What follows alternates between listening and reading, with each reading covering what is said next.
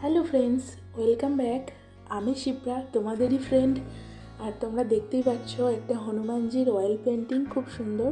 তার সাথে অবশ্যই রামলালা তো থাকবেনই।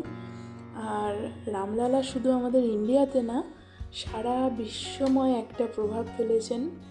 তো তারই একটা বহিঃপ্রকাশ হলো, বিপিনদা বসে গেছেন রামলালা আর হনুমানজির ছবি আঁকতে, মানে অয়েল পেন্টিং করতে। আমরা স্বভাবতই জানি যে অয়েল পেন্টিং বছরের পর বছর থেকে যায়। তো সেটা মাথায় রেখেই বিপিনদা একটা পিকচার বানাচ্ছেন রামলালার সাথে হনুমানজির। আর পেন্টিংটা অনেক অনেক সুন্দর। তোমরা দেখো, অবশ্যই তোমাদের ভালো লাগবে।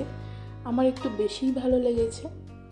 তার কারণটা হলো, আমিও আর্টিস্ট একজন, আর আমারও পেন্টিং করতে খুব খুব বেশি ভালো লাগে।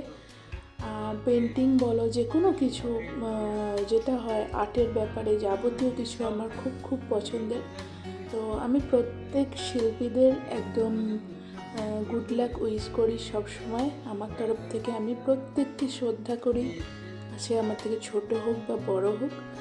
আর বিপিনদা তো অসাধারণ ছবি আঁকেন, সেটাই আমি তোমাদের সামনে তুলে ধরলাম। দেখো, নিশ্চয়ই ভালো লাগবে।